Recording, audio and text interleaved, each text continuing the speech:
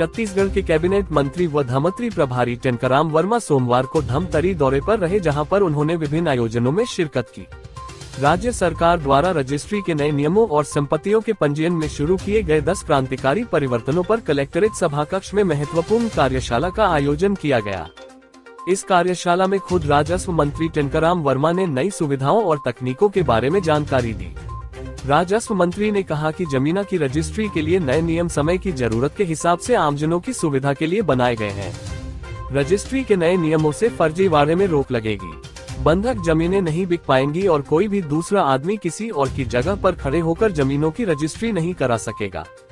राजस्व मंत्री ने कहा कि पंजीयन विभाग में नई सुविधाओं के लिए तकनीक का उपयोग कर लोगों को स्वयं रजिस्ट्री ऑफिस जाकर बायोमेट्रिक्स के द्वारा आधार सत्यापन कराना होगा। उन्होंने बताया कि नई सुविधाओं में जमीन के रिकॉर्ड को आधार कार्ड से जोड़ने का भी काम किया जा रहा है। सरकार सुगम ऐप का संचालन कर आमजनों को जमीनों की खरीदी बिक्री की आसान सुविधा दे रही है। इसके साथ ही बिक्री वाली भूमि में लगे पेड़ों पर पंजीयन शुल्क को शून्य कर दिया गया है। राजस्व मंत्री ने सभी राजस्व रिकॉर्डों को डिजिटलाइज करने की प्रक्रिया के बारे में भी बताया। उन्होंने कहा कि राज्य सरकार ने पूर्ववर्ती नियम को परिवर्तित करते हुए त्रुटि सुधार का अधिकार अब एसडीएम से छीनकर तहसीलदारों को दे दिया है। राज्य में जमीनों की जियो रिफ्रेसिंग का काम तेजी से किया जा रहा है। इसके पूरा हो जाने पर सीमा विवाद खत्म होंगे।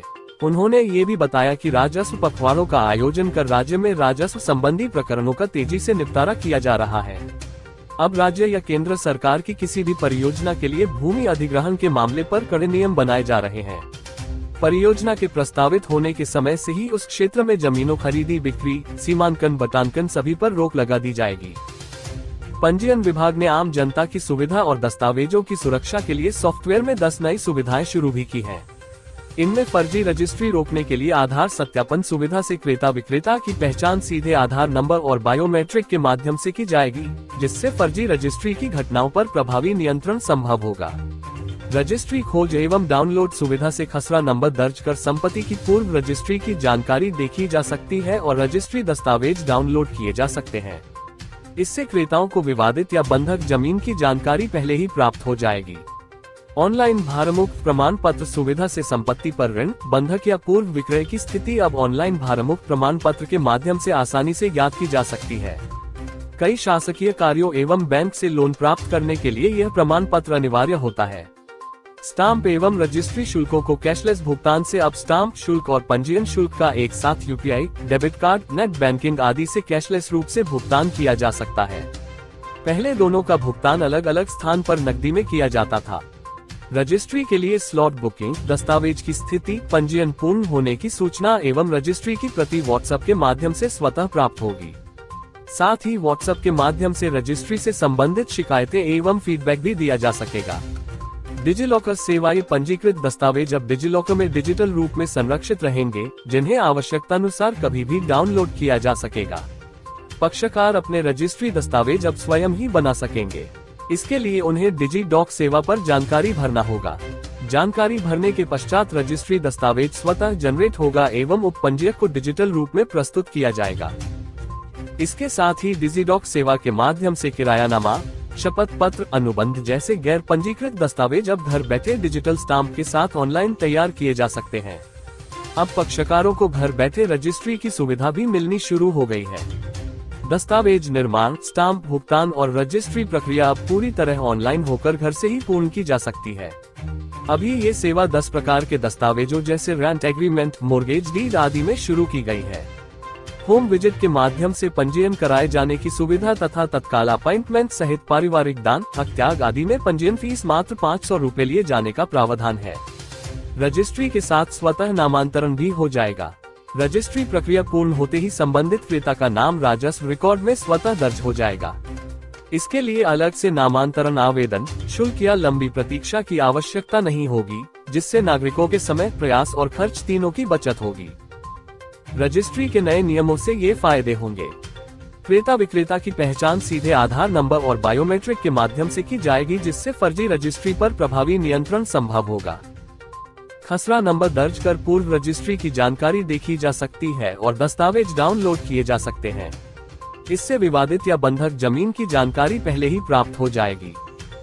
संपत्ति पर ऋण बंधक या पूर्व विक्रय की स्थिति अब ऑनलाइन भारमुक्त प्रमाण पत्र के माध्यम से ज्ञात की जा सकती है। कई शासकीय कार्यों एवं लोन के लिए यह प्रमाण पत्र अनिवार्य होता है।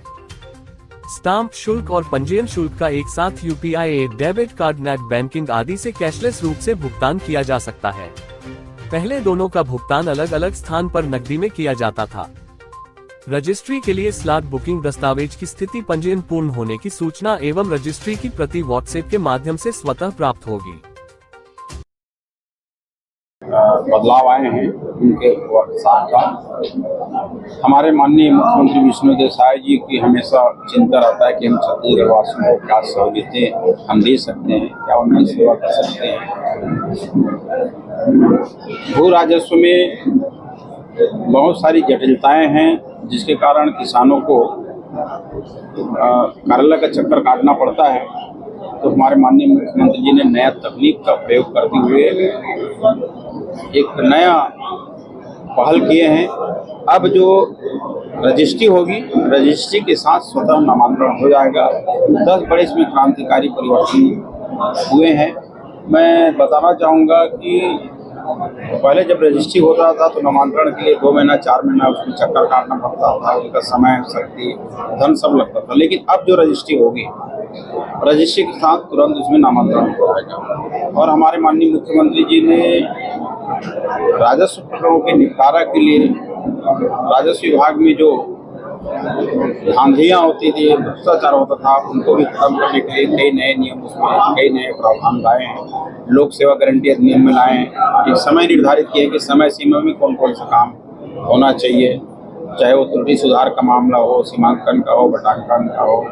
तो इस तरह से किसानों को सहूलियतें दे, राजस्व विभाग का काम सरल हो, इस दिशा में काम कर रहे हैं। तो ये जो आदिवार का साफ लगी है कि रजिस्ट्री के साथ नामांतरण है। अब जो रजिस्ट्री होगी, उस रजिस्ट्री में बायोमेट्रिक सिस्टम से आधार कार्ड की जांच होगी, जो रजिस्ट्री होगी उनकी चौहद्दी होगी, जियो रेफरेंसिंग होगा, किसी तरह का विवाद न हो।